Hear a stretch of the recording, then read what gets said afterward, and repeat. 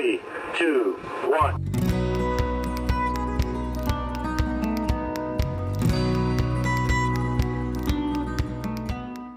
All right, welcome back to Show Me Trucks. In this video, finally, the 1936 GMC back here is for sale. It's going on eBay on Friday, so make sure and get your bids in. Let me show you around a little bit before the rain hits.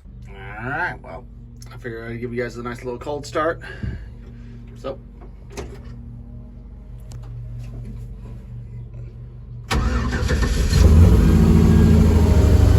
some nice oil pressure in there.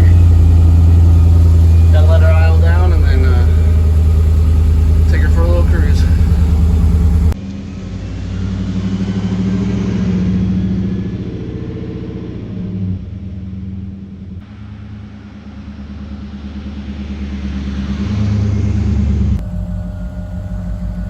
It's a little cold out, so you see a little heat coming out of the exhaust, but you know, she's purring. This has an aluminum block, 5.3 liter Gen 3 LS engine in it. Freshly rebuilt 4L60E transmission, and you know, electric fan, aluminum radiator. It's been gone through so many times. It's got QA1 single adjustable shocks all the way around. It has a stock short bed frame that's been modified a little bit. All right, let's do a little walk around video of the ultimate sleeper truck. Built a flatbed for it. A bunch of the details you'll see. Obviously the goal of this truck is to keep it looking as original to the time period, but some newer drivetrain and lightweight was another goal. I had got it and it was all just the body, and so I built a flatbed. All these boxes are made of cedar. They're custom built. I tried to use some old school looking hinges on them, and then I built some latches so that they look inconspicuous, so you can do some storage down there. They have all small finger joints to look period correct. 17-inch artilleries, new Firestone Blackwall tires all around. You can see in here, this is where you fill up your gas. This is original style gas tank that I modified so that it can accept the square body sending unit, which is like an 80s Chevy truck. So all that is up underneath the spare tire. I made it that way so that it's all hidden. I didn't want you to see much. I want it to look like how an old truck would look. So you can see some fuel lines, and if you go down there, you have your Holley filter regulator. Anything that's new is painted to be brown so it matches, looks rusty like the frame and the body. It has new dual exhaust all the way back, 2.5 inch. And then everything back here, I tried to keep as much original parts as I could. So like this tail light came with it. I think it's a Ford tail light, but I got matching tail lights. Those all work. Turn signals work. This bed is all cedar planks. And then these are like bed strips that they look almost like galvanized on there. So I didn't want anything too shiny on the truck. And then all these side rails, I know if you think like an old work truck, it would be all loose in there.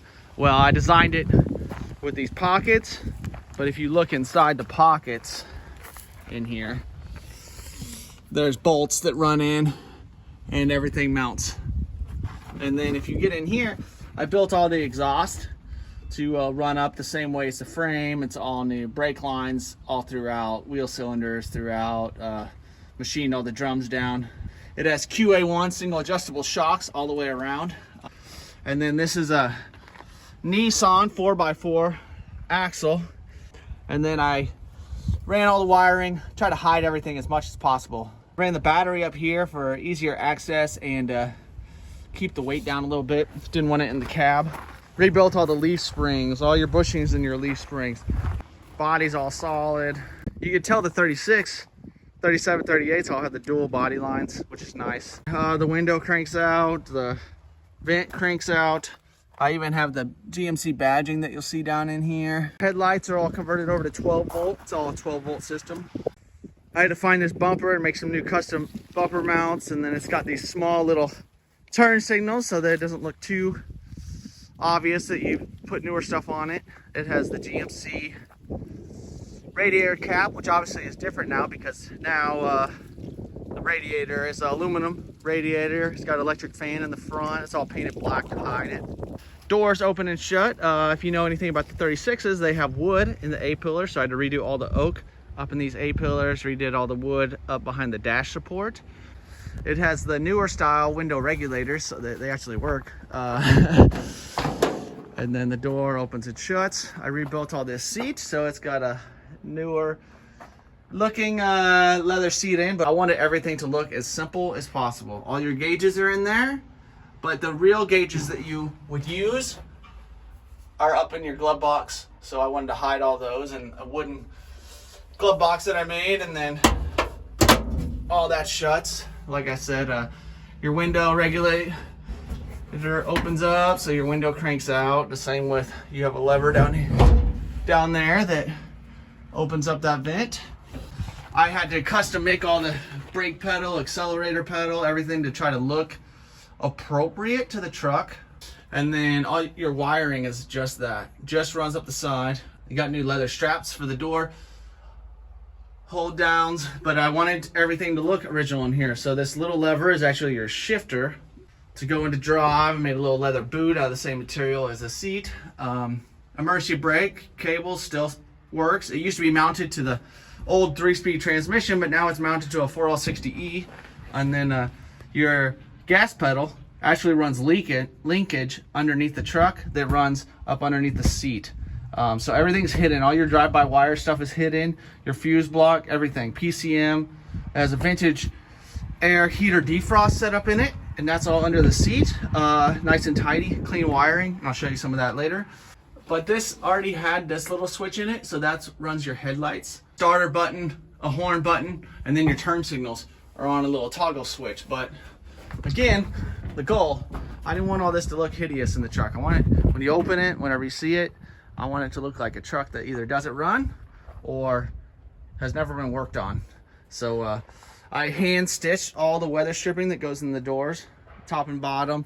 The same with all the weather stripping that goes up around the hood, and then found out they make it later. But it's the most custom truck you'll probably see that looks like it doesn't run. It's got new glass in the back and in the doors, and all your doors open with the door latch, and your windows roll down with your door handle, just like they should.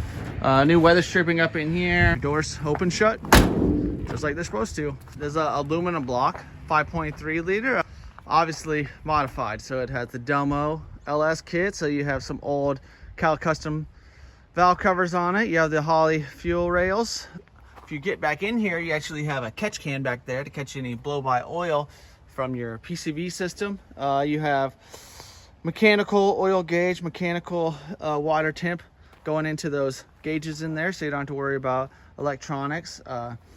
You have hand-built custom headers so that you can run the original steering box, but obviously all your headers are wrapped, keep the temperature down. Coil packs that would usually be up on your valve covers are all custom mounts down there that are all hidden. Everything is new in there. Like I said, it's got an aluminum radiator.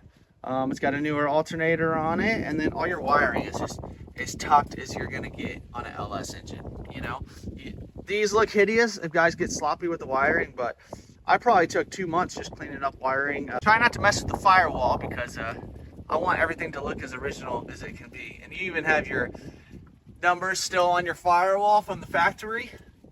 So this truck is clean, starts up every time.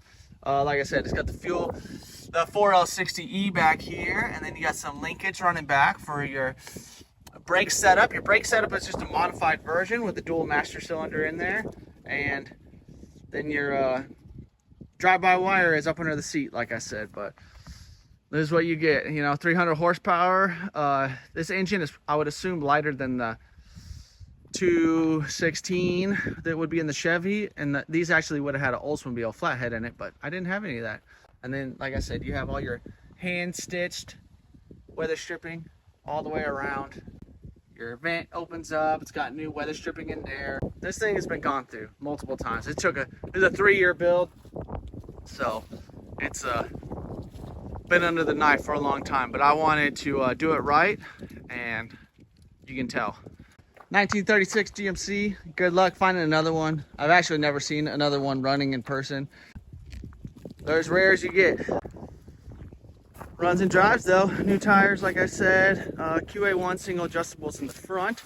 Again, everything's been gone through in the front. I made special mounts up in there so everything's hidden, so it looks appropriate. If you climb under the truck, everything's really clean. Leaf springs have been gone through. It's got a F-body oil pan on it to give you a little more ground clearance.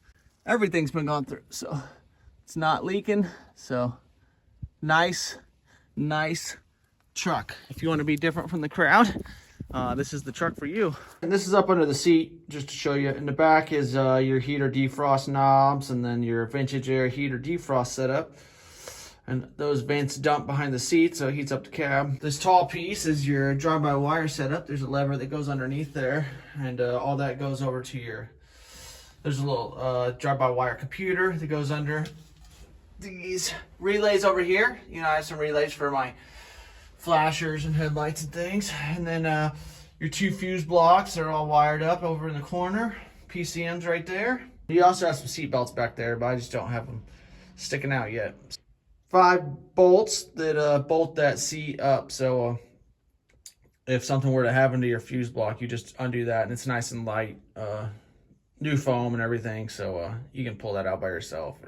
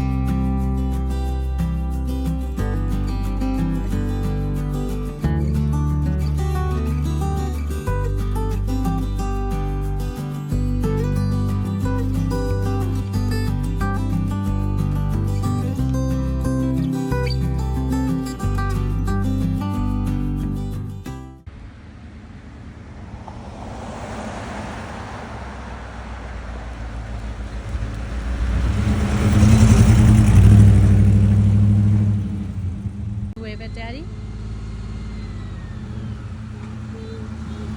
Beep, beep, beep, beep, beep, beep.